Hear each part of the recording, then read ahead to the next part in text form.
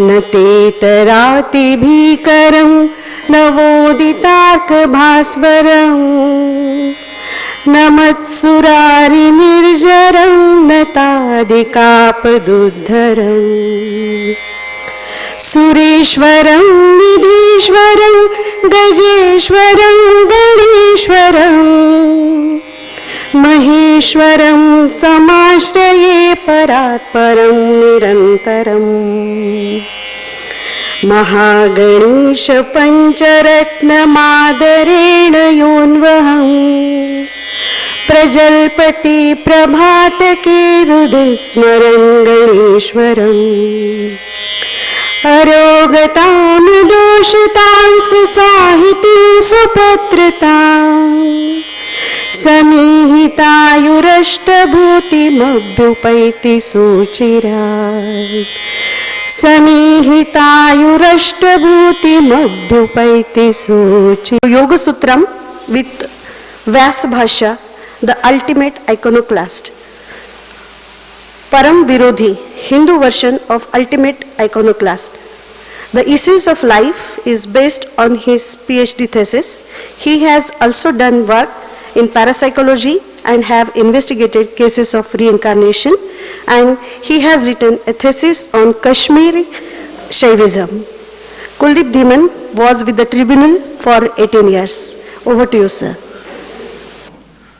ಗೌರವಪೂರ್ವಕ ರಾಗ ಸ್ವಾಮೀಜಿಗಳು, ಸಾಧುಗಳು, ಸಾಧ್ವಿಗಳು, ಬ್ರಹ್ಮಚಾರಿಗಳು ಮತ್ತು ಎಲ್ಲರಿಗೆ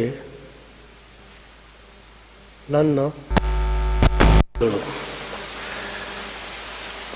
Today, now I begin my presentation is reincarnation,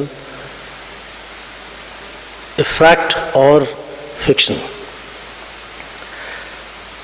I hope those who are online, I hope they can hear me. All right, okay. Today Swamiji is observing his what is called Maun Vrat. So he is not going to speak today. But for that, I would like to say, begin with a shloka.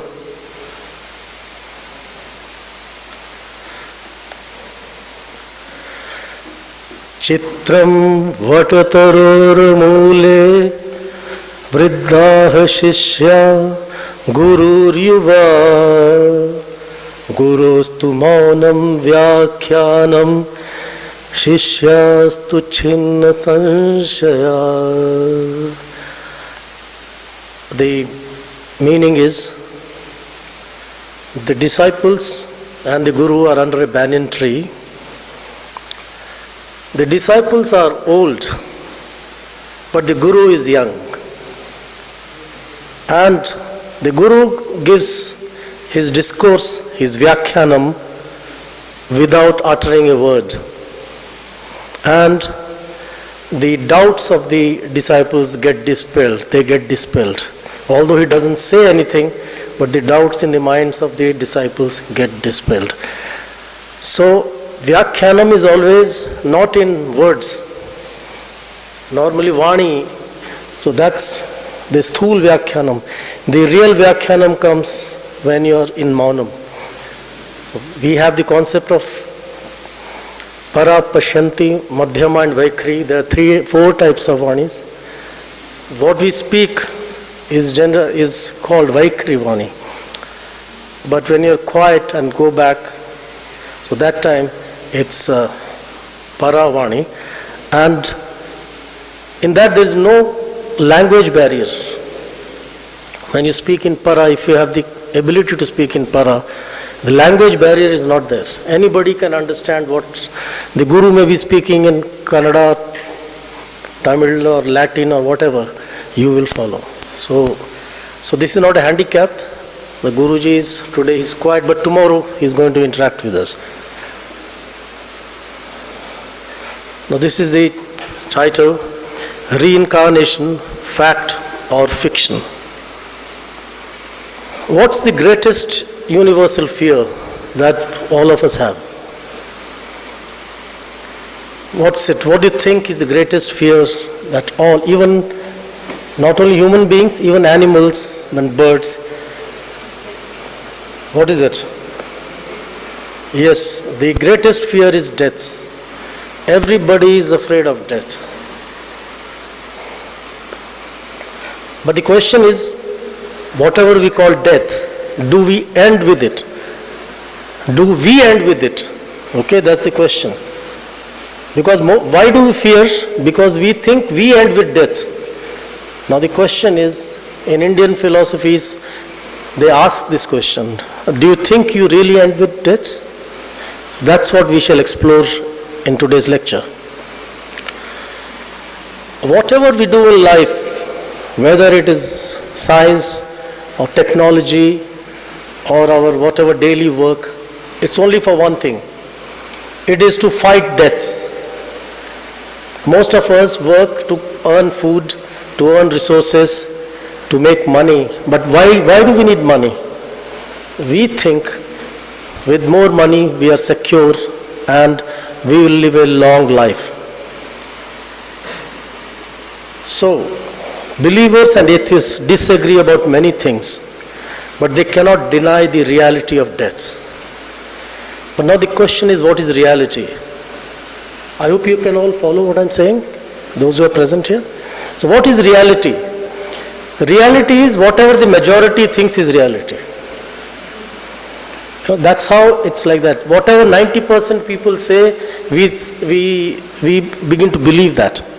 It's 3:30 p.m. now, but if 90% of you say it is night, it is midnight, then that 10% will slowly start believing it is midnight.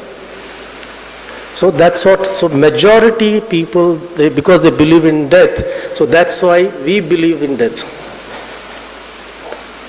But majority can be wrong also, quite often. Earlier, the majority believed earth was flat, but it wasn't. So when somebody said it is not flat, they said, this guy is a fool, he is a fool. But now everybody believes it's round. So if somebody says it is flat, then he or she will be considered to be a fool. So reality is what the majority believes. So the idea of Punarjanma or rebirth is central to philosophies that emerged in India. And even all the religions, all major Indian religions, they believe in Punarjanma or rebirth, except Charvaka. Because Charvaka, they are the Indian materialists. So most people think in India everybody is a spiritualist. No. We also had materialists. So Charvakas, they didn't believe in reincarnation, they didn't believe in God or anything like that. But Hinduism, Jainism, Buddhism, Sikhism, and a lot of other subdivisions, they all believe in reincarnation. Cultures outside India also had strong beliefs in reincarnation, but with time those beliefs were suppressed. But initially they also had. The Greeks had. Socrates also believed in reincarnation, and early Christians also believed in reincarnation. And many of the tribals, the original inhabitants of America and Canada, they also still believe in reincarnation. Many think that reincarnation happens in India only because Indians believe in it. This is not true. In the last 40 years, investigations have shown that reincarnation happens in other countries too, where they do not believe in it. So belief has nothing much to do with reincarnation. Cases have been reported from Lebanon, America, UK, Germany, Australia, Turkey, and many such countries where there is no belief in reincarnation. So what is death? First let's ask this question, what is death? So death is a universal concept. Everybody believes in death. Death, we have a concept, right? Everybody knows what's death, just as everybody knows what's birth. But the thing is, nobody has ever experienced death. You may find this very strange, but nobody has ever experienced death. We only hear about death. You may say, no, we see so many people dying in road accidents, we see so many people dying in hospitals, we see so many people dying in war, in murders and so on. So how can you say there is no death? The thing is, what we see, we only see a body that was functioning, that was breathing, that was maybe speaking. We see that it stops breathing. We see that it stops functioning. And after a few days, it starts decaying. That's all we see. But does it prove that the person who owned that body also died with that? Correct? Is my question justified? Is my question justified? We only see somebody who was walking, talking, has stopped walking and talking, has stopped breathing. That's all we see. But this does not follow that the person also died along with the body. And death would be justified if we were the body alone. If I am this body alone, only then we can say death comes with the end of the body. But am I the body alone? That's a big question. Our great acharyas have always asked us to investigate. We get clues in language also. We always say, my body, my hand, my eyes. Do we ever say I body? Do we ever say this is I hand? Do we say this is I foot? We never say that. So we say this is my hand. So that means I am different, the hand is different. Correct? Now the only question is, who is that I? So that's the whole inquiry of all the philosophies of India, whether it is Vedanta or Saankhya or Yoga, or Nyaya, or the Buddhist philosophies and Jainas and Sikh philosophies, all of them, they want us to question who that I am. Most of the time we say I, that's all. So what is this? This chest is not I, this body is not I. So what is that I? Now this is a long discussion, I won't get into that. What I'm saying is, with the death of the body, the person behind it does not die. And we have heard this a lot in our text. But when you read something in a text, you think, okay, maybe this is written in text, so we need proof. These days, everybody wants some proof. So we have some empirical evidence which points to the fact that we do not die when the body dies. And that's what we are discussing today. We will be discussing some real cases, 2 cases in detail. And if others have joined, let's see. But at least 2 cases. One is of Sheshamma and the other one is of Taranjit. I'll come to that a little later.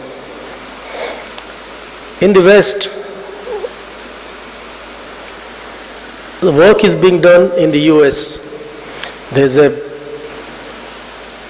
now this one in the university. It's called Division of Perceptual Studies, DOPS. It was founded in 1967 by Dr. Ian Stevenson. And he was an anthropologist. Most of the research in this field is being done by anthropologists. So Dr. Ian Stevenson, he started his work in 1967.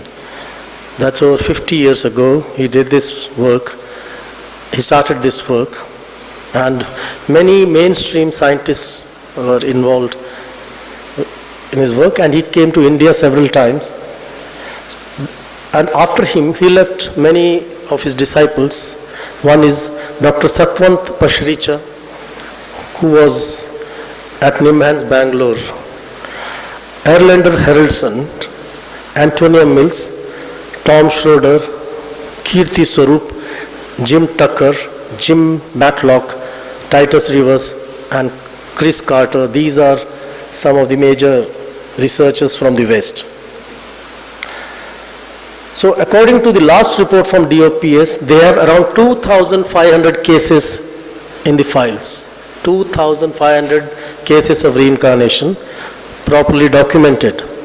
Out of those, about 1,700 are solved cases. Solved case means whatever the child claimed, they went and found the past life family, and past life family also said, yes, this is our, whatever this child is saying is true. So this is a solved case. Sometimes you can't find the past life. That's not a solved case. In the Western countries, there are fewer cases reported, and those which come to light are relatively weak. Those cases are not as strong as the Indian cases. I suppose the reason is because the parents don't understand what the child is saying. So they take the child to the psychologist, psychiatrist, and psychiatrist, they give them some medication. They think there is a mental problem. The child is hallucinating. So it gets suppressed. So that's the reason, because it's not accepted there. Okay, now I shall go a little further. What happens? In some cases there is gender change. A girl may be reborn as a woman may be reborn as a man may be reborn as a woman, and sometimes even there is a change in religion. Somebody belonging to one religion may be born into another religion, and even caste. Somebody from an upper caste may be born in a lower caste, or somebody from a lower caste may be born in a higher caste. I can share this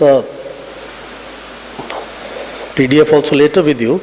So there is in Cochin, traditionally they held that all persons changed sex between lives.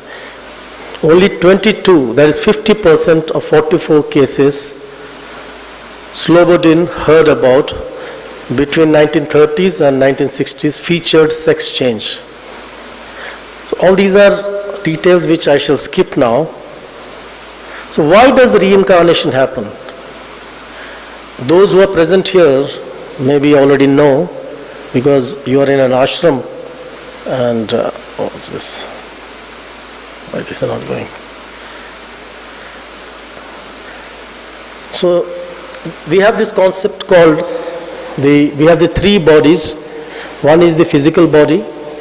This is called Sthula Sharira. It depends upon annam. It depends upon food, right? This body depends upon food. So it is also called the food sheath. So this is the Sthula Sharira. For most, everybody thinks this Sharira is the only Sharira. This body is the only body. But in India we believe that behind this behind this Sthula Sharira is a Sukshma Sharira, a subtle body, and this subtle body cannot be seen.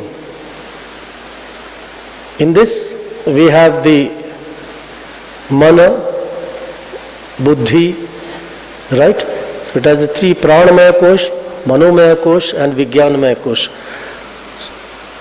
This is also called the Antakarana. Antakarana. It is like a software of a computer. You can't see it, but without this Sukshma Sharira, without this subtle body, our physical body cannot function.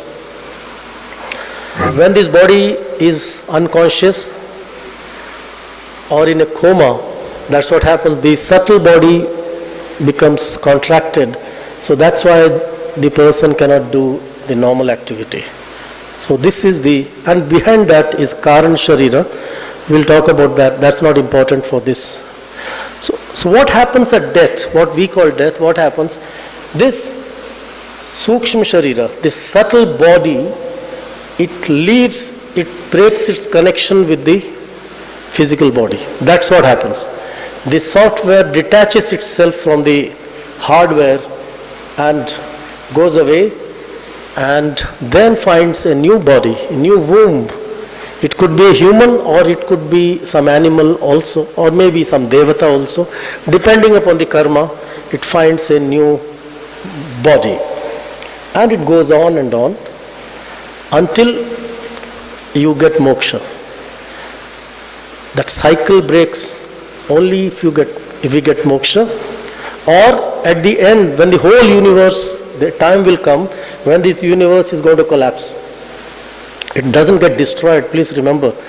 In Hindu philosophy, nothing can be created and nothing can be destroyed. Everything is there always. All right? In that sense, everything is nitya. And it has been going on for eons and eons. So this universe which we live in is going to come to an end one day. Because anything that takes birth has to end one day. So maybe after billions of years it will come to an end, but end in the sense it will only collapse. All the three gunas, sattva, raj, tama, they all become equal and everything collapses and goes to the Mula Prakriti. And then again a new cycle starts. And this goes on endlessly. This cycle of creation, dissolution goes on endlessly. And our Suksham Sharira will continue to live, continue to transmigrate till the end of this creation. When this creation will end, our subtle body will also end. That's a normal case. But if we get moksha, then it may end even this moment. I mean, after this life, there will be no coming back. So this is what our gurus tell us, our acharyas tell us, our texts tell us. And then again a new creation starts. Every creation has its own Brahma, Vishnu, Mahesha. And like this there are millions of other Brahmandas also. Right now we are sitting here. Maybe on some other Brahmanda we are again having some different kind of a lecture, or we are doing something else. So there is a multiple universe. There are many universes at the same time, because the imagination power of Brahma is unlimited. Brahma has the unlimited power of imagination. So that's what it is. So this is the reason why we are born. So today's presentation, I shall present the case of Sheshamma, who died in 1969 at Nagarjuna Sagar Dam. I think Swamiji is not able to see properly. Sir, can you see properly, Swamiji? Read properly? Okay. So she died in 1969 while delivering her fifth child. A few years later, a little girl named Padmavati was born, and she started saying that her name was Sheshamma. She also recalled the names of her husband and children and also some neighbors. The second case is that of a schoolboy named Satnam Singh. He died in a road accident when he was in class 9. A few years later, another boy named Taranjit was born, and he started claiming that he was Satnam. His name was Satnam. He started talking about his past school, his family, his parents, and he wanted to go back to them. So that's the second case. What's unique about this case is, which at least those among us, I believe there are many doctors in the gathering and also maybe online. This case is unique because the Dr. Vikram Raj Singh Chauhan investigated this case, and he found that he's a forensic scientist, by the way, expert in handwriting analysis, forensics. He came to the conclusion, he was given the notebooks of Satnam Singh and this little boy called Taranjit, and he said that the handwriting is of the same person. This is, you can say, impossible, because so far we have not come across any two handwritings of two people ever matching. Like fingerprints don't match, so handwriting also never matches. But Dr. Vikram Chauhan says that it did match in this case. I have requested him to join today. He is actually busy in court, so I hope he'll be able to join.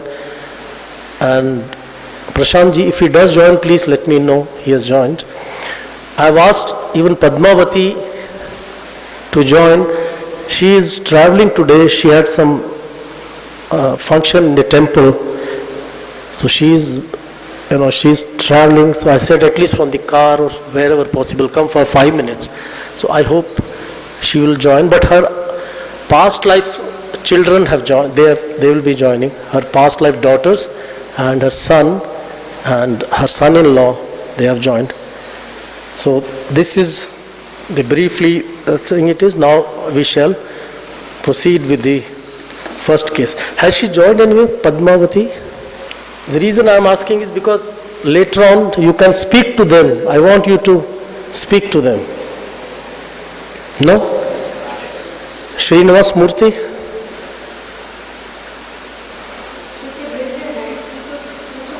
Yeah. Srinivas Murthy, raise your hand. Okay, never mind. We'll give them a chance later. So the year is 1969, Nagarjun Sagar Dam, India. This is Seshamma and this is Padmavati. She died giving birth to her 5th child. I have also made a video, YouTube video of theirs. So later on you can go to my channel. It's by my name, Kuldeep Dhiman. If you search, you'll get that video. So what happened to them? In 1969, Sheshamma dies while giving birth to her 5th child. 4 years later, a girl is born in Sri Salem.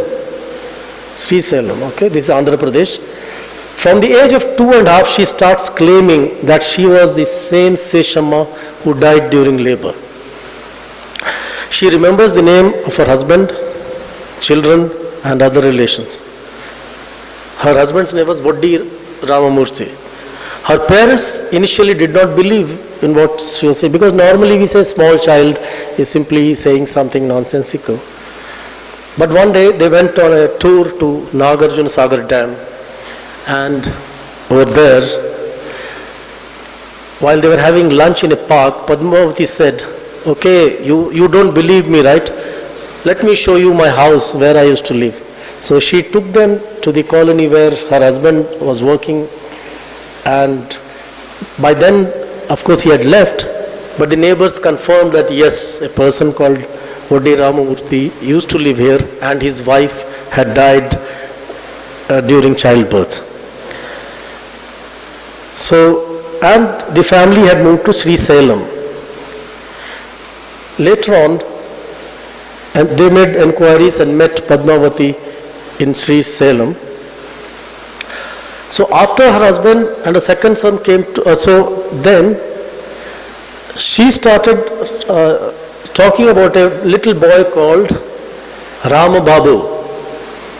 Because this lady, she was maybe about 45 or something in 69. So little boy used to come and play in her house. Like in India it happens, all little boys. She was a nice woman. And she had great attachment for this boy. So she, apart from her own children, she used to remember Ram Babu also. Rama Babu she used to say. And she used to call him my son-in-law. Like she used to call him son-in-law, and he used to call her Atte. And later on they found out, they came to know, they traced Ram Babu. He came, met her, and he was convinced that this woman is, he said, she is indeed my Atte. And she was very happy that she met him. And then her husband of past life and her second son came to meet her. And they asked many questions, naturally. After that, she said, I want to go with them. Her parents, naturally, they were not comfortable with that. But she said, no, I am going, I have to go. Then they said, okay. So she went with her husband, so-called husband of past life, and she was with them for a month. And then she also started missing her present life parents, because after all she was only 8 years old. She started missing her present life parents also. So this Ram Babu, I've already mentioned you, he used to call her Atte, Atte. Ram Babu, I hope he's there today. I had invited him. I hope Ram Babu is there. Please raise your hand if Ram Babu. So he now lives in Machilipatnam and is in touch with Padmavati.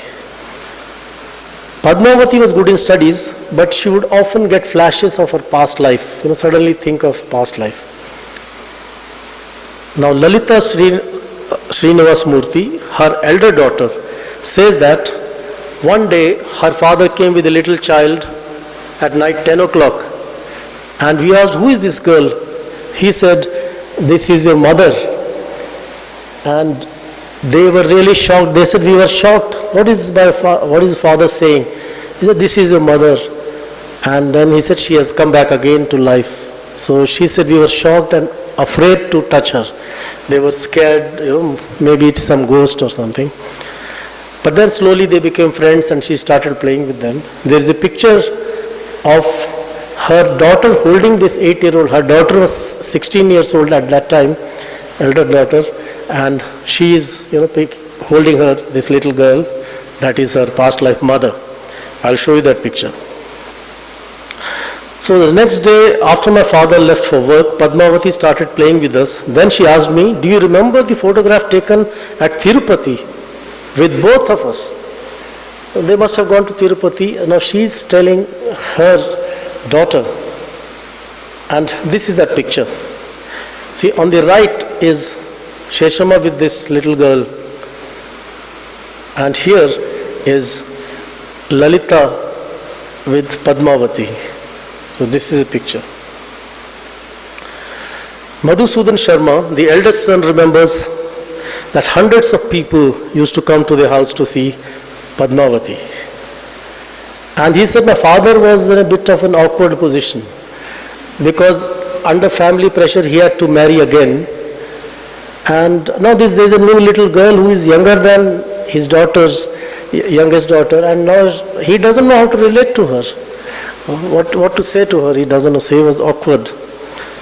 And so this girl, she not only remembered the names of all her children, she also wrote down, told about the horoscope signs, what nakshatras they were born in, all that this little girl, 8-year-old girl knew. Srinivasa Murthy, the son-in-law, says Padmavati was a special guest at his wedding. She had been invited there. Nagakumar Reddipalli, I hope he is there, he married Padmavati in 2001. And before marriage, he was told that Padmavati remembers her past life.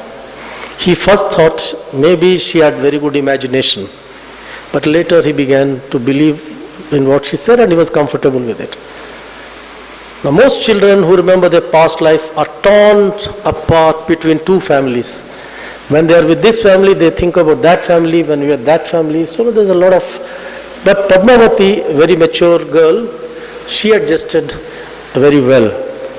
So this is roughly, briefly, the story of Sheshama and Padmavati. You can watch the video. And now I would like to pause here. If they are online, I would request them to, are they online? Nobody. I saw Srinivas Murthy online. Could you stop presenting for a while? Then I can see who is there. This is Madhusudan Sharma, second son, correct? Yeah. Second son. Yeah, first son, eldest. First, oh, he is the eldest son. That's we have Swamiji here and a lot of other in attendance, and also online. There are many people online. So anybody has a question, you can ask. Anybody? Any question? Okay, I'll ask a question. You are convinced? You were when did you meet Padmavati for the first time? When did you meet her first time? How old were you? How old were you?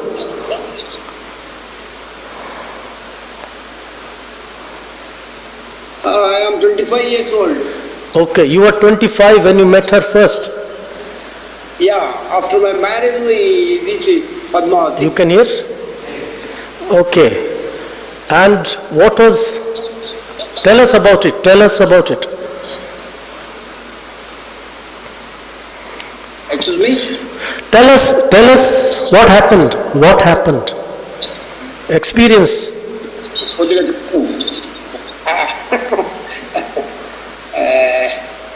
Experience means it is a lot of experience. We can't Express. express the experience of the rebirth, about the rebirth. Wonderful experience. You were convinced she is your mother? You were convinced? Yeah, 100%. So what made you convinced? How did you get convinced? How did you get convinced?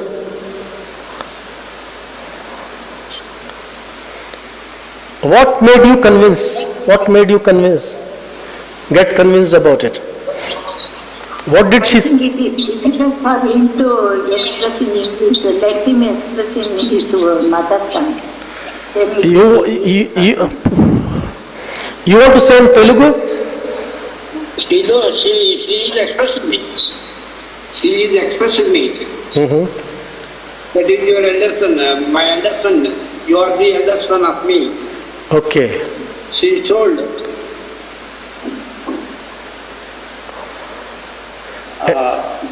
Anything else? A lot of love and affection. Yeah. Anybody knows Telugu? You come here. Telugu. Yes, I know Telugu. Yeah. Just tell him that, see, anybody. ఆమె ద్వారా నేను ఎక్కువ ప్రేమను పొందగలిగాను. Okay, ఇంకేమనిపించింది మీకు? మాకు చాలా realise అయినాం మేము చాలా రియలైజ్ అంటే మేము చాలా వండర్ఫుల్ అయ్యామన్నమాట. మా ఫాదర్ కానీ, మా ఫ్యామిలీ ఫ్రెండ్స్ కానీ, మా ఫ్యామిలీ మెంబర్స్ కానీ ఆమె రావడము, ఆమె మమ్మల్ని అందరినీ కనుక్కోవడము, వాళ్ళ మా రిలేటివ్స్ అందరినీ చూడటము, మేము మా మదర్ని మళ్ళీ ఈ లైఫ్లో కూడా ఇప్పుడు కూడా మేము ఆమె యొక్క ప్రేమాభిమానాన్ని మేము చూడవడం మాకు చాలా ఆనందంగా కలిగింది. మీ చిన్నతనంలో ఉన్న జరిగిన incidents. First to translate this part. Rajshri ji, please. He says that we were very happy to be loved by my mother, that we were extremely thrilled, my father and relatives and all got connected to her, and we have been blessed by her love and affection and care. No, but that's not proof, because anybody can love. Did she remember something what convinced? I was asking him the same thing. Does he remember any incidents from the Okay, he doesn't. Did the mother try to recollect any incidents from the previous birth? Okay, never mind. Ram Babu, please. Ram Babu is there? Ram Babu? Ram Babu? మీకు మీ మదర్ది ఏమైనా గుర్తున్నాయా? అంటే తన పూర్వజన్మలో మీతో జరిగిన incidents గుర్తున్నాయా? పూర్వజన్మలో ఆమె కట్టుకున్న చిలకపచ్చ రంగు శారీని మా ఫాదర్ని అడిగింది, ఆ శారీని ఏం చేశారని. ఓకే. మా ఫాదర్ ఉండి మా ఇద్దరు ఆడపిల్లలకి లంగాలు కుట్టించామని చెప్పారు మా నాన్నగారు. ఓకే. ఇంకా మీతో జరిగిన సంపర్కాలు ఏమైనా గుర్తున్నాయా? మీకు ఎలా ట్రీట్ చేశారు? అంటే మీ సొంతం మా మామయ్య గారు కూతుర్ని చేసుకున్నాము. మా ఫ్యామిలీని చూడడానికి at the age of 9 years మా సంసారాన్ని చూడడానికి మా ఇంటికి వచ్చింది. ఓకే. ఎవరు వచ్చారు? Padmavathi. Okay. So he says that she remembered she had a parrot green saree. She inquired about the saree with his father, and then the father gave the explanation what was done with the saree. Yeah. Yeah. One second. And Ram Babu is on the line. Hello, Ram Babu. Yeah, I remember then his father said, women can change lives, but they'll never forget their saris. So, this, very true. Yes, correct. Dr. Rajeshri Paladis from Gulbarga, would you please switch on your video? You can as well translate in Kannada. Swamiji is there and you just have his blessings too. Hello, Dr. Megha and Dr. Kuldeep. I'm so glad I switched on to this interesting session. It was just out of curiosity to know whether science will be able to explain what we are going through, this Adhyatmic process of rebirth which we keep hearing in our Vedas and rituals. Like always we are told in the Bharata that we change our lives and this whole journey is just another journey in the lifespan. It is quite interesting and a connect that Mr. Madhu is able to talk in Telugu and my mother tongue is Telugu. It's nice that you share this link. చెప్పండి madam, చెప్పండి మీకు ఏం కావాలంటే అది చెప్తాను. అదే అంటే ప్రత్యేకంగా మీ మదర్ తను అని ఎలా మీకు అర్థమైంది, లేకపోతే తను ఇంకా వేరే ఇన్సిడెంట్స్ ఏమున్నాయి సారీ కాకుండా మీతో ఏం జరిగింది, లేకపోతే ఏం వంట చేశారు, లేకపోతే ఎలా ఏ పండుగలు కానీ పేరెంటల్ కానీ వెళ్ళింది అలాగే చెప్తున్నాయా? Madam she told each and every మా భార్యతో ఆమె వంట చేయించుకొని తినింది. ఓకే. మా భార్య సొంతం మేనగోడలు అనమాట. మా ఇంటికి వచ్చి ఆ అమ్మాయి చేత వంట మా మిస్సెస్ చేత వంట చేయించుకొని తినింది. అంటే తనకి చెప్పండి, తనకి ఇష్టమున్న వంటలే చేయించుకున్నారా? తన ఇష్టమని కాదు, తనని చేయమంటుంది అనమాట. తనని చేయమని చెప్పి చేయించుకొని తింటుంది. ఓకే. అంటే కోడలుగా తన హక్కుని తను చేయించుకుని తింటున్నారా, లేకపోతే తనకి ఇష్టం ఉన్న ప్రకృతిని ఏమైనా గుర్తుండి తను చేయించుకుంటున్నారా? తనకి ఇష్టం పలానా చేయమని చెప్తుంది, అప్పుడు చేయించుకొని తింటుంది. Okay, okay. He says that when Padmavati visited his home, Mr. Madhu's wife is maternal child. So there is a ritual of getting married within the family. So when Padmavati went to Madhu's house, she asked his wife to make and cook the dishes which were being accepted by her, which she was fond of, and got the meal done for herself. Okay, please, Mr. Madhu said. Rajshri ji, please ask him, did his mother tell him about his nakshatras, his and his brothers, sisters' nakshatras? Did she, mother means the Padmavati, did Padmavati tell them about their nakshatras? Please ask him. Okay. Madhu గారు, మీ పద్మావతి గారికి మీ దీని గురించి అన్ని గుర్తుండేదా? మీ నక్షత్రాలు కానీ జాతకాలు కానీ అవన్నీ చేయిస్తారు కదా పుట్టినప్పుడు, తనకు అవన్నీ గుర్తుండి తను అన్ని అడిగారా మీ గురించి? మీరు మ్యూట్ అయ్యారు, ఆన్ చేసుకోండి. You can unmute. అన్మ్యూట్ చేసుకోండి. అన్మ్యూట్ చేసుకోండి. మధు మీది వినపడట్లేదు, మీరు అన్మ్యూట్ చేసుకోండి. You can unmute from here, right? No. ఇప్పుడు తను పుట్టిన పాప పేరు, తను చనిపోయినప్పుడు పుట్టిన పాప పేరు ఏం పేరు పెట్టారో అని అడిగి తెలుసుకుంది. ఓకే. ఇప్పుడు వాళ్ళిద్దరూ ఒక ఏజ్ లో ఉన్నట్లుగా ఉంటారు అనమాట. Just okay. ఎక్కువగా ఆ పాపతో కళ్యాణి అని ఆ పాపతో ఎక్కువగా ఆడుకుంటుంది. నెక్స్ట్ మా ఫాదర్ ని కూడా ఒక 50 మందిలో నిల్చోబెడితే ఆ 50 మందిలోనూ తను కనుక్కుంది, ఆ వైట్ హెయిర్స్ ఉన్నాయనే నా భర్త అని చెప్పి కనుక్కుంది. At the age of 9 years చిన్నప్పుడే తీసుకెళ్లి ఒక రూమ్ లో పెట్టి, వీళ్ళంతా మళ్ళీ నాగార్జున సాగర్ నుంచి వచ్చారు, ఇందులో మీ ఆయన ఎవరో మాకు తెలీదు, నువ్వు చెప్పు అంటే వాళ్ళందరిలో చూపించి పలానా ఆయనే నా భర్త అని చెప్పింది. పక్కన నా తమ్ముడు ఉంటాను, వాడే నా రెండో కొడుకు అని చూపించింది. కానీ మీ నక్షత్రాలు తనకు గుర్తున్నాయా, జాతకాలు? మీ పుట్టిన మీది మీ తమ్ముడికి నక్షత్రాలు జాతకాలు గుర్తున్నాయా? చెప్పింది మేడం, మధు చెప్పు, అందరూ చెప్పింది. నక్షత్రాలన్నీ చెప్పింది, అందరి పేర్లు రాసింది, పలక మీద రాసి చూపించింది. Okay. Kuldeep ji, Madhu says that she remembered all the nakshatras and she wrote on a slate board about all the names and nakshatras. Also, a group of some people, when they were kept in a room and Padmavati was brought to that room and asked to identify who her husband is, then she recognized amongst the 30-40 people that the grey-haired man who is standing there in the middle is my husband. Okay. All right, thank you. Srinivas Murthy and Lalita Murthy, they want to say something. Lalita Murthy, Srinivas Murthy. Lalita Murthy is Sheshamma's eldest daughter, and Srinivas Murthy is her husband, so maybe they want to say something. Could you enlarge this, Srinivas Murthy? Meanwhile, Jyoti Iyengar, and I think she has raised a hand. Jyoti, you have a question? Sir, she talks in Telugu. Madam, Dr. may translate English. Yeah, do that. Okay, namaste andi. నేను శేషం పెద్ద కూతురు.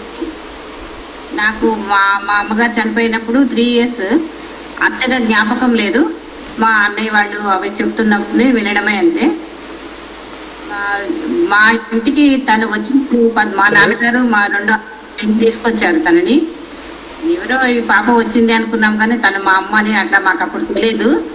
Morning లేచిన తర్వాత తను మాత్రం మమ్మల్ని అందరినీ చాలా ఇంట్రెస్ట్గా చూస్తూ ఉండింది వచ్చినప్పటి నుంచి. తర్వాత మా నాన్నగారు చెప్పారు, మెల్లమెల్లగా తెలిసినాయి ఇట్లా తను మా మదర్ అని. అట్లా అందరినీ చూస్తూ ఉండేది.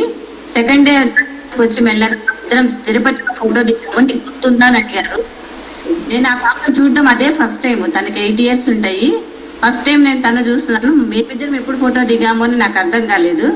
తర్వాత మళ్ళీ మా నాన్నగారిని అడిగితే మా నాన్నగారు చెప్పారు అనమాట, లేదమ్మా ఇట్లా తను అని అంతా చెప్పారనమాట. అప్పుడు మేము తిరుపతిలో నీకు ఫస్ట్ గుండు చేయించడానికి తీసుకెళ్ళాము, అక్కడ మీ ఇద్దరికి ఫోటో తీసాము అని చెప్పారనమాట. తనకి ముందు 4 మగపిల్లల తర్వాత నేను ఆడపిల్లలని చాలా ఇష్టంగా చూసుకునే వాళ్ళట. నాన్న చెప్తూ ఉండేవాళ్ళు ఎప్పుడు. Okay. Yeah, translate that one.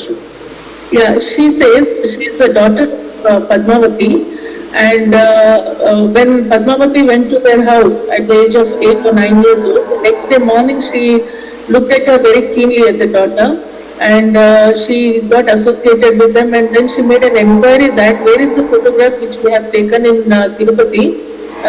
We all had a family picture at Tirupati.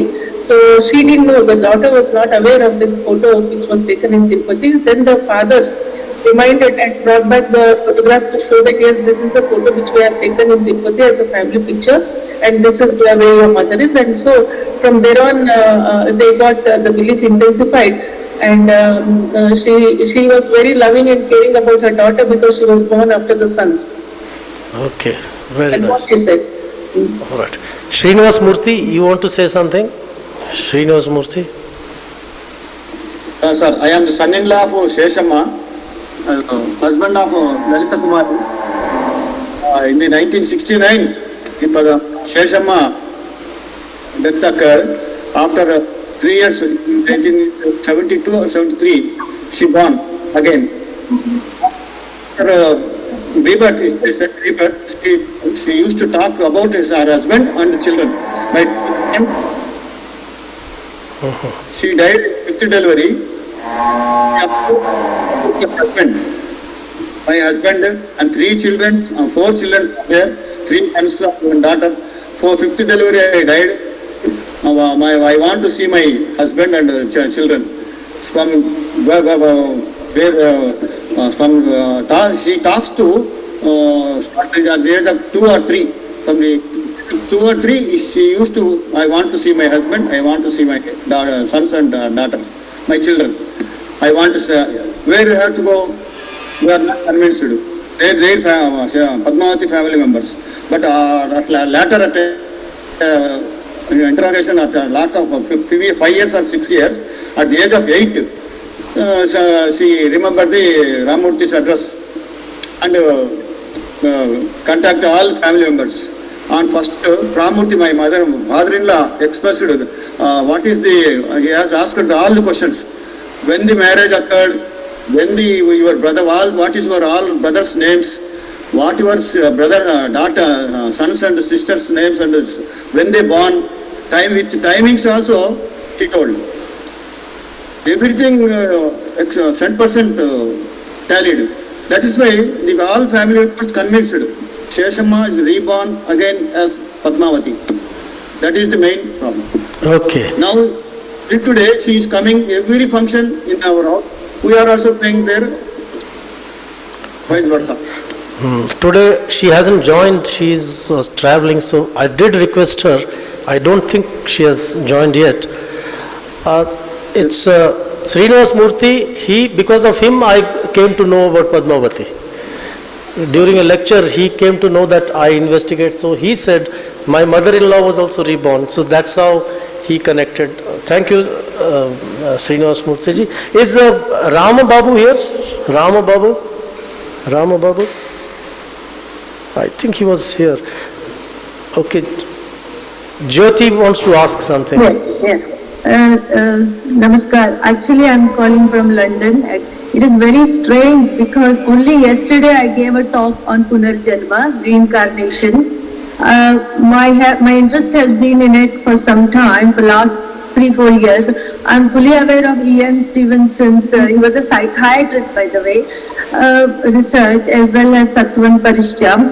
The thing is that those people who have had a violent sudden death, especially when they are young, they remember, there is a memory that is there, where young children between the age of 2 to 6 remember these things and start talking about, like, you're not my mother is somewhere else and all that. It is called as Jati Smara in Sanskrit. Also, there is a very famous case of that James Houston that was on Netflix, where the boy had a plane crash and he remembered everything and all that. Of course, the thing is, mind can talk about, why is it only in India these things are remembered, these people are talking? Is it the mind making up all this? Because not so much is mentioned in other countries where such people have been talking about their past lives and all. So now in US and US particularly, this interest has been this. There have been a few incidents. Having said that, Ian Stevenson, although he did a lot of research, when they asked him, he said, are you sure reincarnation is possible? He said, I don't know.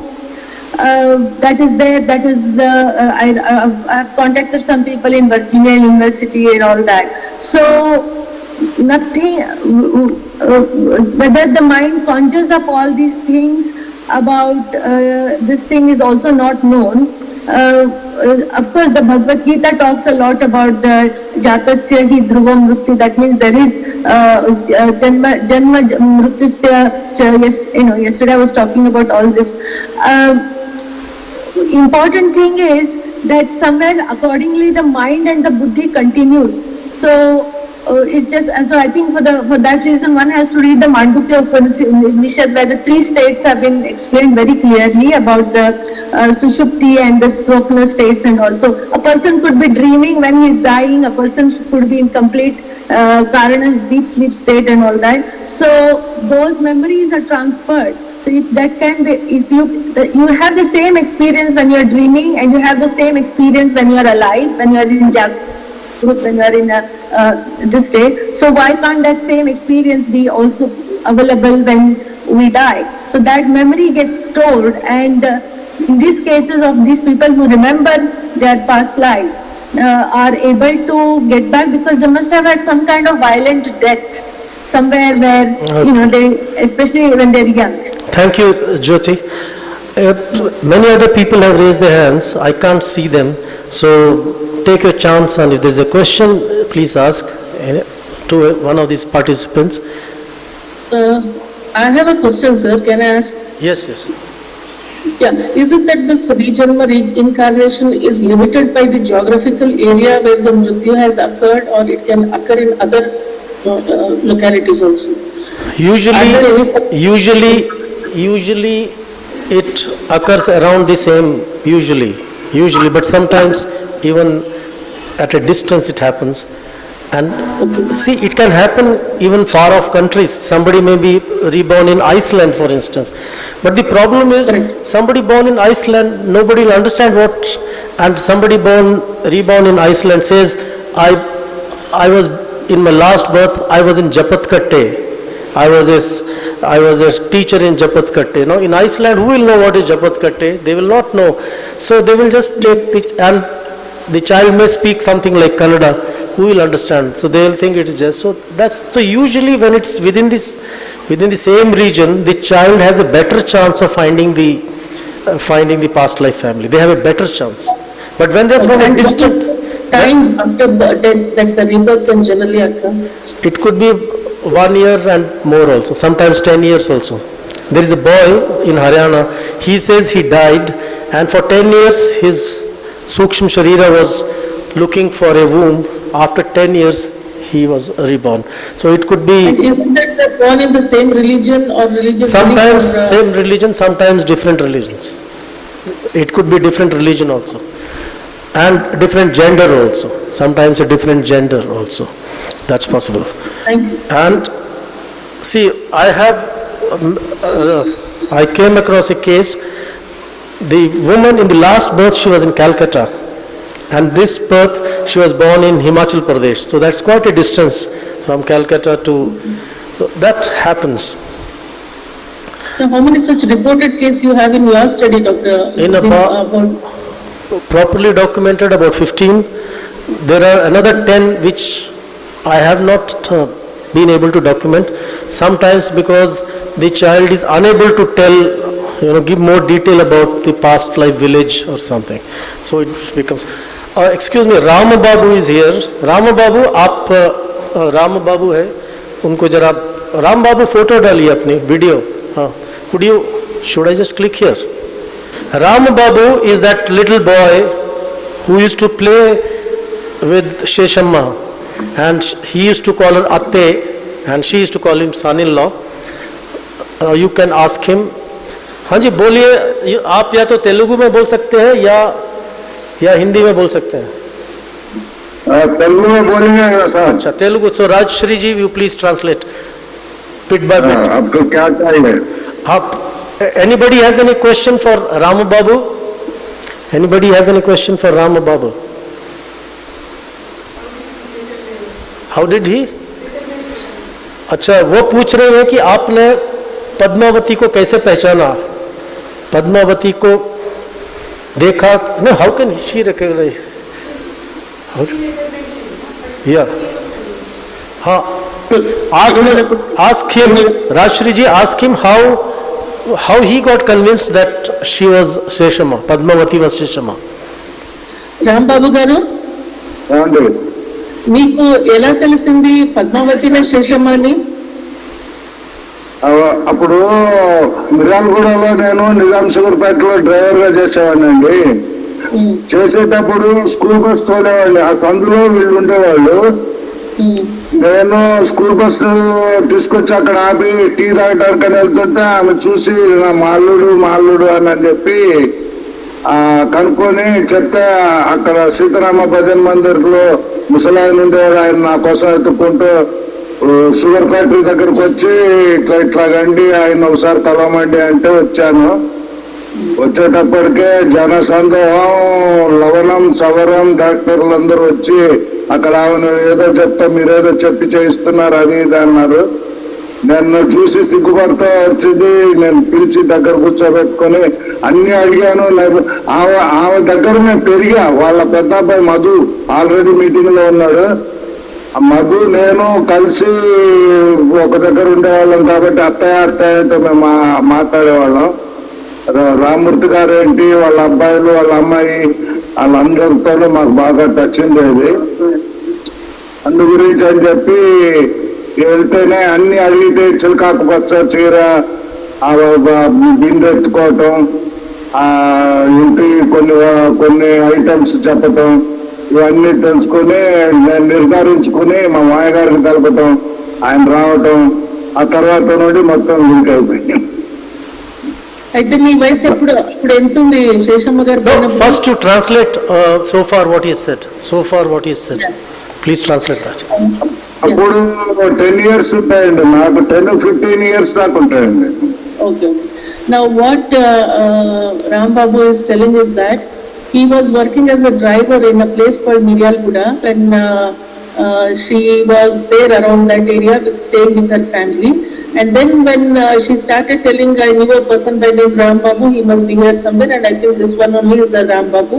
Then they went and sat together, and he was very shy in the beginning to talk and share with her. But then because Ram Babu and the elder son were growing up together, and he knew everything about what has happened, and by the interaction and communications and the conversations, they were confirmed that this is only Ram Babu and she is Sheshamma. At the time when Sheshamma passed away, Ram Babu's age was 10 years old. Okay.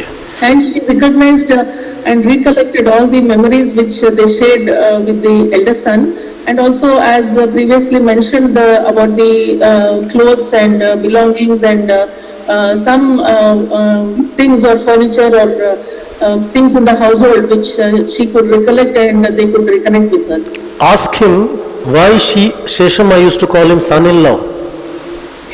మీకు శేషమ్మ గారు అల్లుడు అనిపించేదా? అత్తయ్య మావయ్య, వడ్డీ రామ్మూర్తి గారిని మావయ్య గారని, శేషమ్మ గారిని అత్తయ్య అత్తయ్య అని పిలిచేవాళ్ళం. Okay. He says he was calling her husband as Mavaya, that is father-in-law, and Sheshamma as mother-in-law, and she would call him as son-in-law. Okay, right. Kuldeep ji, I'll just take a break for 10 minutes and join back. Yeah, no problem. You take a break. Any other questions? I have a question. If he is 10 years old, how can he be driving? When she died, he was 10 years old. Yeah. She said he met him as a driver. Yeah, No. When Padmavati. When Padmavati died, Ram Babu was 10 years. And Not later Padmavati. When Sheshamma died, Sheshamma died, correct. he met her when she was over 10 years old. So naturally, he must have got the driving license by then. And in India, you can drive even at the age of 10. If you don't get caught, it's okay. Okay. Any other questions for Sri Ram Babu? I just wanted in general. Yeah. Question. What is the question?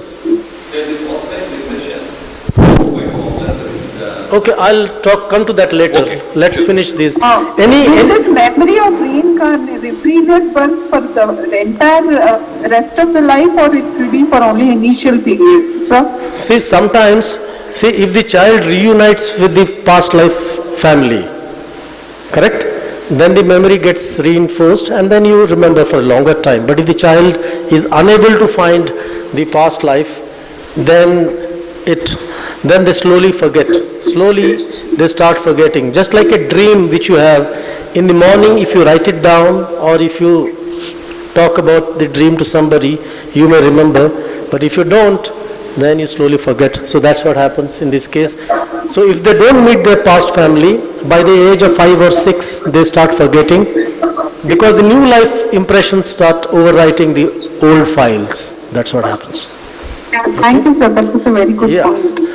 Now, any question regarding Padmavati? I'm sorry, she was unable to join. In which place Padmavati born? In which place did Padmavati born? I think Sri Salem, wasn't it? Sorry, Miryalaguda. She was born in Miryalaguda. No. He was born at Vijayawada. Okay, Padmavati was born in Vijayawada. Vijayawada American Hospital. Okay.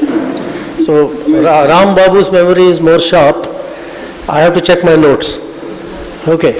So I have these people, you can ask questions again.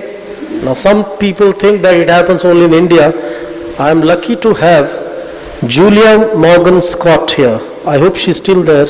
Julia, are you there? Julia Morgan, can you find IJ? Julia, where is she? I think she is, yeah, she's there. Julia,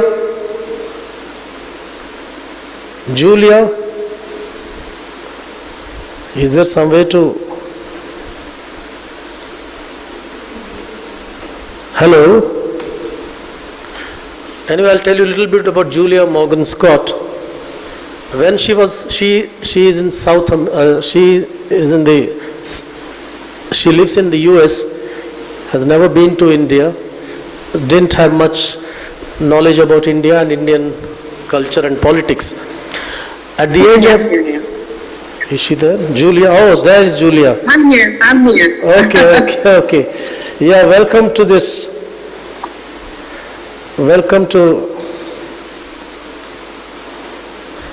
Where is she? Why is she not coming? I'm here. Yeah, 1 second. Can you see Julia? Ye enlarge karna bhai. Yes. Okay, there she is. This is Julia. She didn't know much about Indian politics and Indian culture, etc. And she had no idea about reincarnation. But she says at the age of 20, she started getting some kind of visions that she was Sarojini Naidu, the poetess and associate of, she was in the freedom struggle. So she started talking about Sarojini Naidu. So I would let her speak. Please tell her how it started, and you can talk about why Sarojini Naidu. Had you heard about her before? Had you read about her before? Okay, please. No. Can everyone hear me? You can hear me? Can you hear me? Yeah. I had never heard of her. She's not famous in the United States at all. When I was a young woman, I was about 20 years old, and I had a conscious past life memory. I didn't know who it was. I just knew that it was in the around 1900. I was wearing a little nurse's uniform, which I believe now was probably when she was doing relief work in India. But I didn't have any awareness of who I might have been until, and this was in 1970, 71, during my first marriage. And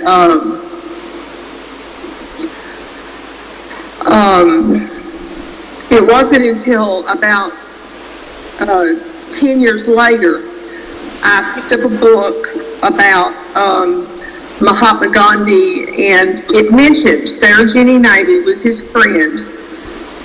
And I just knew, I said, that's who I was. But I had no idea who this person was at all, none whatsoever. And it wasn't until many, many years later that when we first got a computer, and I went to the first search engine long before Google search, and I typed in her name. I had written it down. I typed in the name of Sarojini Naidu, and I saw her picture, and it didn't ring any bells, but it mentioned that she had a friend that she had spent time in England and had a friend named Arthur Simmons. And I typed in his name on the search engine, and when his picture popped up, I recognized him immediately. It was my husband. I knew who he was. And that was about 1998. So this has been a lifelong process. Okay. Of assimilating memories. 1 second. So you followed what she's saying? That she did a Google search, because she used to get this name, Nightingale, Sarojini Naidu, and she did a Google search long before Google. There are other search engines were there, and she came across this name, Sarojini Naidu. She read about her, and it's a story that Sarojini Naidu became very friendly with a poet, Arthur Simmons, British poet. She became very friendly with him, and so she searched his name, and she saw a picture, and she recognized him. Yes, this is that man. And her present husband resembles Arthur Simmons, her present husband. Very strong resemblance. Very strong I think, resemblance. Very strong resemblance. He has. So, not just a facial resemblance, but they have the same physique. At that time, I did start doing more research about Sarojini. And I realized at that time, when I ordered a book, I went to the library. I live in Chattanooga, Tennessee, and I ordered the only book, there was only one book at that time about her that I could find. And I got an interlibrary loan, and when I opened it up at that point, and I saw her picture wearing a white sari, and I recognized her from my dreams. I had dreamed about this woman. And at that point, when I read a few facts in the book, I realized that I had dreamed about her life starting from the time I was about 12 or 13. I had dreamed about her car accident, that she had a car accident. And when I was 12 years old, I dreamed that I was riding about a 1925 automobile on a mountain road with many green trees all around. And I drove off the corner, off of a curve into the trees and thought I was going to die. Well, she was in a wreck. She had a car wreck sometime in the night. I can't find out exactly when it was, but at that time got a scar on her face. And there were other things, like I knew that she had been to South Africa. And I had memories of being in South Africa and seeing the brightly colored houses on the hillside.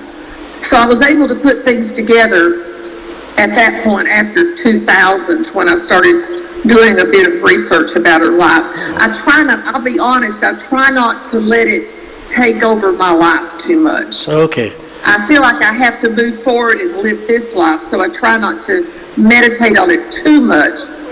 Don't you feel like visiting India sometime? Don't you? Yeah, I've talked to my daughter and my granddaughter and asked them if they'll go with me, and they would love to. Yeah, I am almost 72. I'm going to be 72 on Sunday, and I've had 2 knee replacements. Okay. So I would love to. All right. So wish you a very happy birthday, Julia. And thank you very much. Is your husband a poet too? Is your present husband a poet too? Is he what now? Is he a poet also? Is he a poet? No, he is not. No, but this will make you laugh. He's retired, and I know that Arthur Simmons was very interested. He went to the what they called it it was public. It was the big houses where they had comedy routines and stuff like that. He watches British television all the time now that he's retired. Okay. British television. I'm surprised he doesn't have a British accent himself. Thank you so much. He loves to watch British comedies and stuff like that. Thank you so much, Julia. Yeah. I think Sudarshan BN wants to ask a question, or anybody else wants to ask a question, you may ask. Hi, Dr. Kuldeep. This is not a question. I wanted to talk about my experiences also, if it's allowed. Okay, try to be a bit brief. It's your own experience about past life? It is my own experiences. Okay. Then in that case, after the lecture, you please write to me, contact me, and then I'll have it in more detail. But right now, you can share your experience briefly. Yes, my friend asked me to join this meeting because I never wanted to publish this anywhere. I don't want to tell any this. But the thing is that my reincarnation, I have had a lot of incarnation from previous births. I have been 51,000 years back, I have been on the same earth, and I have been in a similar place, Bangalore, where I am from. And I have been in the times of Mahabharata, and I have been with Pandavas also. And also, I had taken birth in another loka called Janaloka. That is where I came first actually, into this plane of cosmic consciousness. And then I came down and I took birth in earth, and particularly in Bharata, because Bharata is the only country where the karma can be, worked out or anything like that. So whatever I'm telling, it is there in Yoga Shastras most of the days. Our Manomaya Kosha has got 4 parts, which is Mano, Chitta, Buddhi and Ahankara. In Chitta, all the karmas and everything will be there. All the impressions of our past life will be present there. So that when it gets cleared with the spiritual things that we do, the nadis get cleared and we can actually recollect all those information. Okay, Sudarshan-ji, this most of the people know about this. You talk about your any specific memories there, then. Yeah, so one small incident I would like to say. Once I went to this Pune's Shuli Banjan, I believe, where Sant Eknath-ji used to stay his house, right? So when I went there, I started feeling that I was here for a long time, and it was a pitch dark in the night when we went there, and there was no electricity. And with my friend, when I went, I told him, I know the spirits. And before anyone could lead me to Sant Eknath's house, that was my first visit there. I directly took him to his home, and I knew each and every room and everything from there. And I knew that I was there with him, Sant Eknath, for a long time when he was alive. Oh. So that was my experience. Wonderful. Thank you so much. I hope you'll get in touch after the lecture and we'll talk more. Now, Vikram Raj Chauhan hasn't joined so far, but Mridula Sharma has joined us. So if you allow me, Mridula Sharma, I wanted to bring her here in person in this, but she left. By the time I called her, by the time this was arranged, she had gone to Bali. So she is now in Bali, and I've requested her to join this. She has joined, so I'll tell a little bit about her. She was in past life. She lived in Dehradun, Uttarakhand, Dehradun, and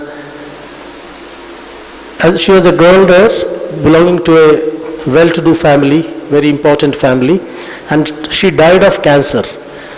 This is one unusual case because normally accidental deaths are there, but here she died of cancer. Mridula lives in Bangalore now, and from the age of 2.5 she started talking about her big house, like Koti. Koti, Koti is a big bungalow. She used to talk about Koti and having cars, etc. So she will tell you her story maybe. Mridula ji, please. My namaste to everyone. Yeah. It's nice to be here among all of you and know more about your people. Okay, so we are at Japadakatte. This is Japadakatte. We are at ashram. The Swamiji is here. He has blessed everybody with his presence, and under his auspices this lecture is being held, and under his guidance a conference was held in Ayodhya in January about reincarnation in Ayodhya. It was, and so because I was in Bangalore and some of my friends, they came to know, so then they organized this little talk here. So I'm at Japadakatte. It's on the way to, it's from, what's that place? From Hole Narsipur, if you go, about 20 kilometers on the way to Mysore. That's where I am. And Mridula ji, you were born in Nasik, right? Were you born in Nasik? Tell us about yourself a little bit. I think if you ask me questions, that would be to answer. Okay, when did you start remembering about past life? At what age? I have to go back to the past life. When I was dying, my mother said, "You are going, you must come back." I just moved my head. I said, "Okay," because everyone comes back. So she said, "And you must remember too." So I took that as my thing that I have to remember, and I started speaking very early. I was 15 when I started speaking, and I started asking my family to take me to my koti. So they would ask, "Where's your koti?" I would say, "It's in Dehradun." And my mother thought that because repeatedly I said Dehradun, Dehradun, so she thought this word has come to her. She asked me, is it in Ludhiana, is it in Bombay, is it in many places she named, but I would say no, it is in Dehradun. That is how why I started speaking early. So this is we have a similar thing in Kathopanishad. This little boy goes to Yama, and Yama gives him he gives him boons, and he says, first of all, I should go back to my parents, he should forgive me, my father should forgive me, and before that he should also remember me. So that's what her mother is saying in this life, that not only you should come back, but you should also remember us. So this is the past life mother saying.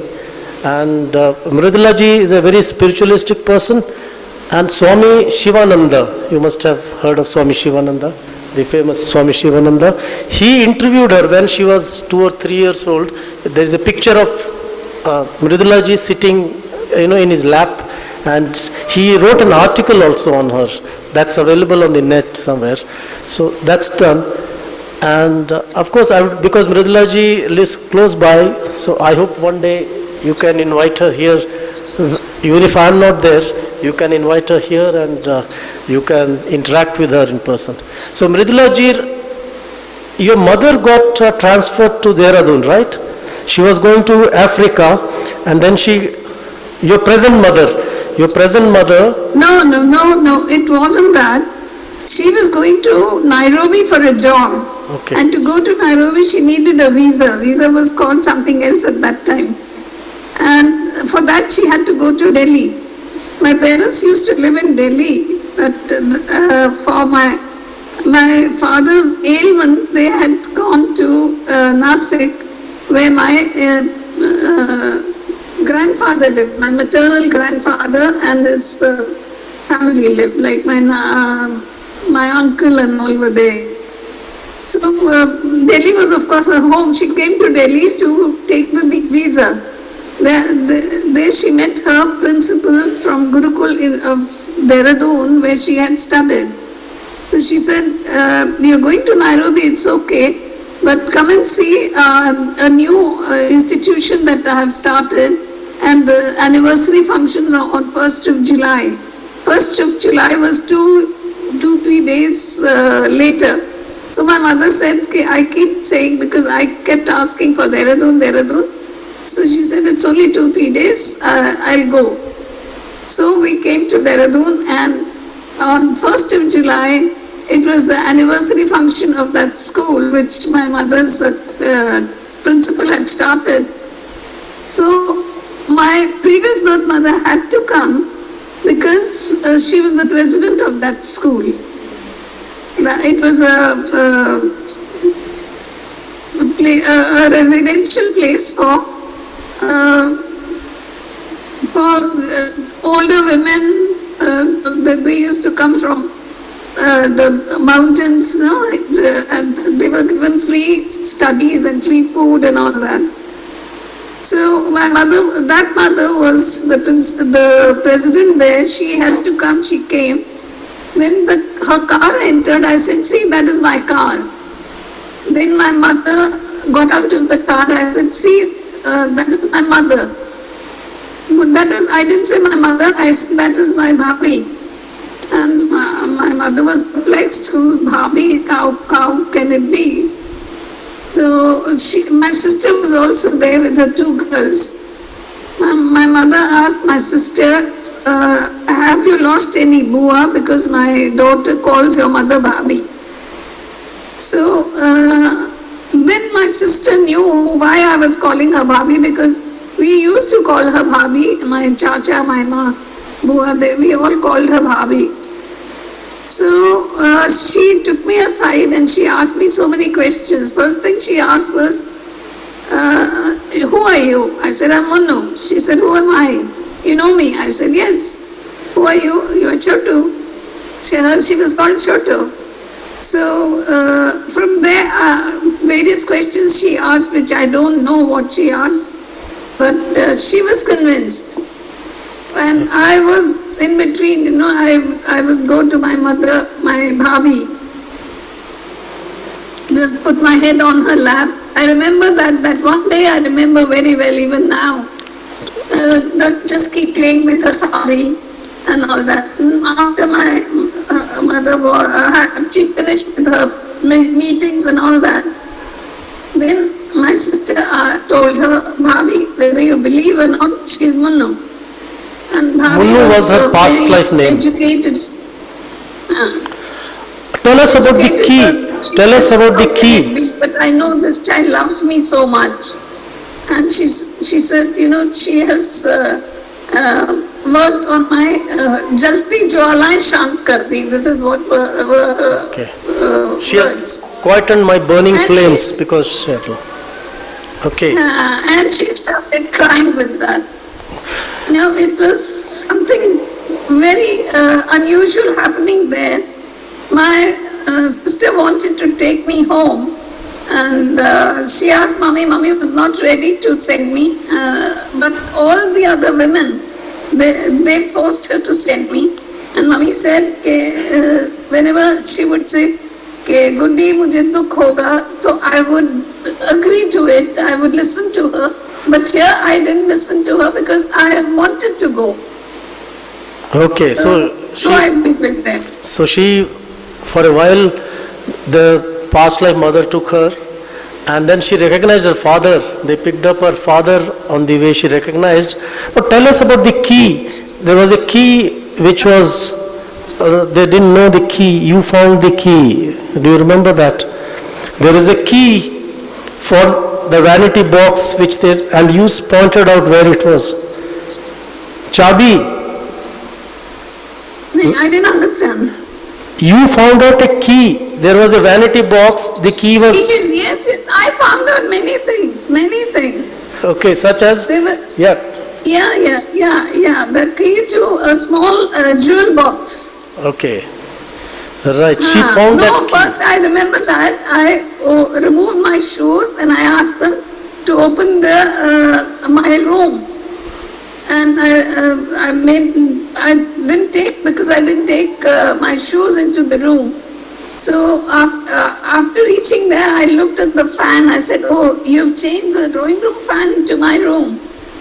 Then they thought back that 7 years ago it was in the drawing room. And then I went there, two sides, there were two cupboards. I started looking at my books. And there was a jewel box lying there. I wanted the key to that. I asked my mother, I said, where's the key to this? She said, why is it gone? We didn't find the key. I said, oh, it is in my history book. So I went to my cupboard, I opened the history book and the key was there. I opened the box and I wore the pajamas. I used to keep it locked because my younger sister would take it from me. Okay, thank you so much, Mridula ji. Now, if there is anything, anybody, I think time is getting over. Any question, or I'll conclude. I'll conclude with a general observation that. Kuldeep ji, as a doctor, I would like to ask one question. Yeah. Is there any possibility like the diseases also get transmitted from one janma to the other? I don't know about diseases, but there are birthmarks, so that evidence is there. Many people who were stabbed in the chest or stomach, the same mark was found in this life also. Children were found with that birthmark, and sometimes the facial resemblance is also there. What was the question? Whether diseases also get transferred to the next life. So, whether? Illness. To the next illness. Okay. All right. So, okay. Now I shall just conclude. See, this is the Taranjit, the handwriting of both Satnam and Taranjit. So, unfortunately, Dr. Vikramji couldn't come. Otherwise, he would have given you, how they are similar. Okay. Now conclusion, most children who remember their past lives had accidental deaths. Most of them, except somebody like Mridula, which is a rare case. Most of them started talking about their past life before the age of 2. Before the age of 2. So belief in reincarnation in a culture has nothing to do with the cultural thing. It just happens. In some cases there are birthmarks which the subject had in the past life. These people do not remember every detail of their last life. Only some very emotional things. And in some cases there is gender change and there is also change of religion. Now, some cases of murder have been reported, that is, in which a reborn subject said that I was murdered by such and such person. And there is a girl again in Andhra Pradesh, she says she was, her past life boss called her home on some work and he tried to, rape her. She resisted, so he killed her and he buried her in his compound, garden. So this girl used to say, I am in this one. Now the thing is, past life is not taken as evidence in court, police. But police got a hint because there was a girl missing. So they dug the garden and found a skeleton there of that girl. And the person was convicted. And if they do not find their past life families, soon they begin to forget their past life. So this is what it is now. And I'm so happy all of you came.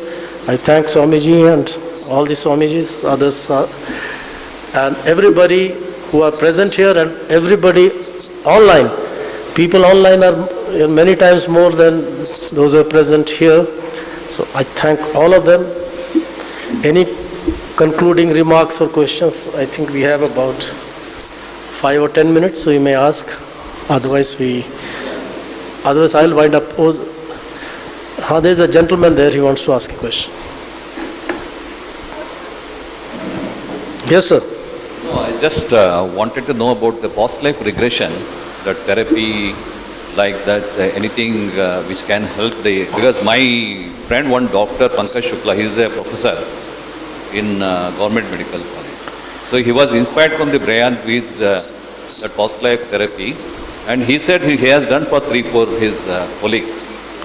So one of his colleagues, she was not marrying, that is, and there was a lot of pressure from her parents.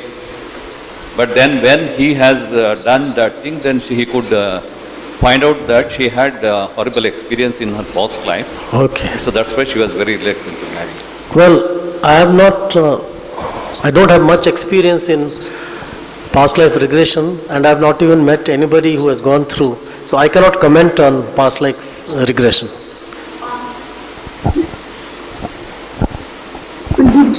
We had 2 lectures in Mrityunjay conference that was held in Ayodhya about past life regression. One was from Dr. Josna from Mumbai, and other person was Dr. Vijay Sai from Bangalore. So they have given evidence of many such medical cases where they were not treated by medical management. So in such cases they could prove that this therapy do work. Okay, thank you. Yes, Eleanor Srinivasan wants to ask something. What's it? I would love to ask Julia. Thank you so much. Julia, a question for Julia. I would love to ask. Julia, question for Julia. Yes, I did. I'm here. Oh, hello. Yeah, I'm so touched by your story, by the way. I would like to know if you have any special feelings toward poetry. If you, besides remembering the character, do you feel what she used to feel? Yes. Okay. Very much. Very much. I'm a published poet in this life. I have written poetry. And just recently, I'm in my 70s now. I found a book by Arthur Simmons, her friend, and I ordered it. And on about page 15 is a poem dedicated to Sarah Jeannie.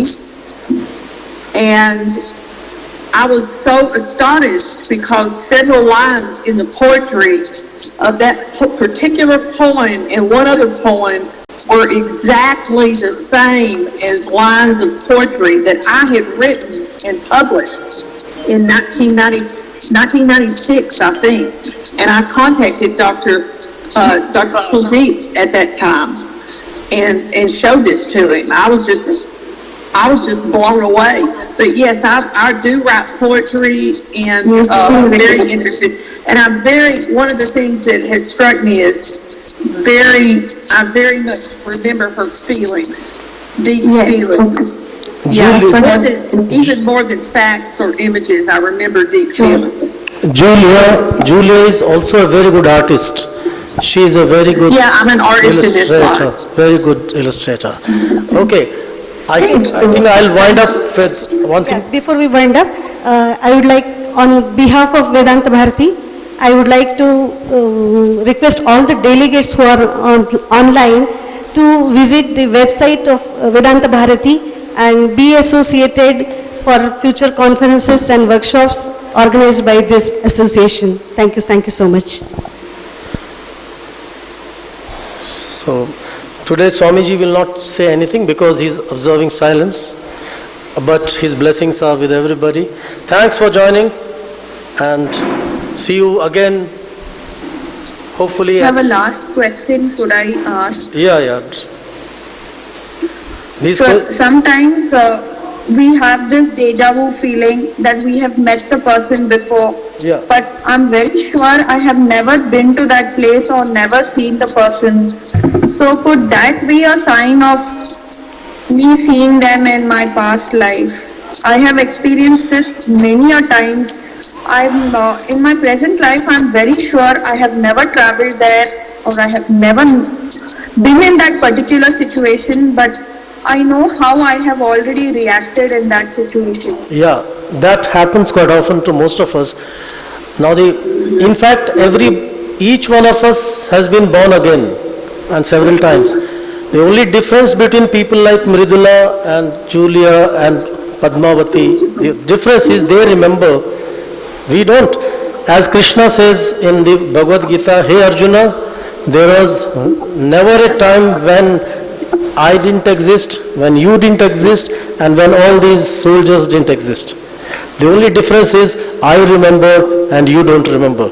So each one of us, we may have had several births, but we don't remember. Now it's a mystery why some remember. So I have my own views upon it, but today we'll not get into that. So each one of us is, and those who don't have specific memories, we generally have some liking for something without any reason. So that does give an indication that it is, but because the memories are very hazy, you are not able to pinpoint. But sometimes if you reach that place, you may suddenly recall. There is a British boy who visited Bangalore long back, 40 or 50 years back. He went past the Tipu Palace. There is a Tipu Sultan's palace in Bangalore. So he went past that, and he suddenly said, I was here. And he went in and he said, I was a British soldier, and Tipu's army, they caught me and they killed me in this place. So he showed that where he was killed, where he was imprisoned. So that can trigger. You need a trigger. So that's what happens. Okay, namaste. I think a lot of time. Thanks for joining. Om Namo Namaha.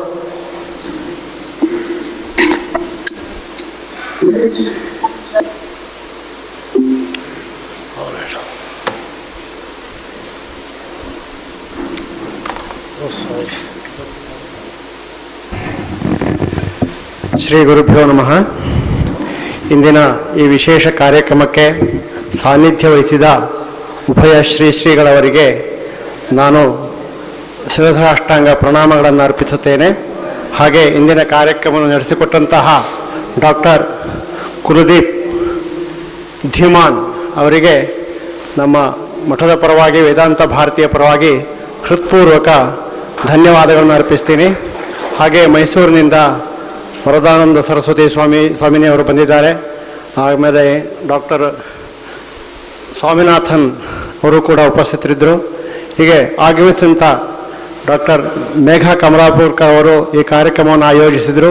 ಇವರೆಲ್ಲರಿಗೂ ಕೂಡ ಮತ್ತೊಮ್ಮೆ ಹೃತ್ಪೂರ್ವಕ ಧನ್ಯವಾದಗಳನ್ನು ಅರ್ಪಿಸುತ್ತಾ ನನ್ನ ಮಾತನ್ನು ಮುಗಿಸ್ತೀನಿ.